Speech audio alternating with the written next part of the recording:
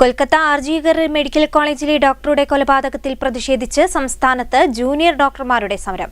സംസ്ഥാനത്തെ PG ഡോക്ടർമാരും house സർജൻമാരും OP പൂർണ്ണമായി ബഹിഷ്കരിച്ചും വാർഡ് ഡ്യൂട്ടി എടുക്കാതെയും പണിമുടക്കി. കോഴിക്കോട് മെഡിക്കൽ കോളേജിൽ പരിസരത്തും പ്രതിഷേധം ശക്തം.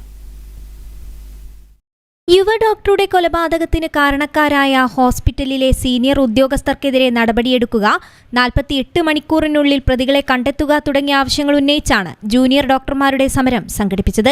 കോഴിക്കോട് മെഡിക്കൽ കോളേജിൽ OP വാർഡ് ഡ്യൂട്ടികൾ ബഹിഷ്കരിച്ച് ഡോക്ടർമാർ പ്രതിഷേധിച്ചു. അത്യാഹിത വിഭാഗത്തെയും പ്രസവരോഗ വിഭാഗത്തെയും സമരത്തിൽ നിന്ന് ഒഴിവാക്കിയതായി KGMOയെ അറിയിച്ചിരുന്നു. PG ഡോക്ടർമാർ, ഹൌസ് സർജൻമാർ, MBBS വിദ്യാർത്ഥികൾ എന്നിവരും പ്രതിഷേധത്തിന്റെ ഭാഗമായി.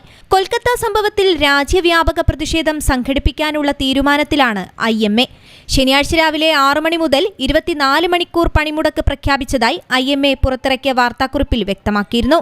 സുരക്ഷിതമായ തൊഴിലിടങ്ങൾ ഉറപ്പാക്കുന്നതിനും ഇത്തരത്തിലുള്ള സംഭവങ്ങൾ ആവർത്തിക്കാതിരിക്കാനും KGMOയെ ഈ മാസം 18 മുതൽ 31 വരെ എല്ലാ ആരോഗ്യ സ്ഥാപനങ്ങളിലും സുരക്ഷാ ക്യാമ്പയിൻ നടത്തും. രാജ്യവ്യാപകമായി പണിമുടക്കുമെന്ന് IMA നേരത്തെ അറിയിച്ചിരുന്നു. രാവിലെ 6 മുതൽ ശനിയാഴ്ച രാവിലെ 6 വരെ 24 മണിക്കൂറാണ് പ്രതിഷേധം. All India federation of government doctors association ദേശീയ തലത്തിൽ കരിദിനവും ആചരിക്കും.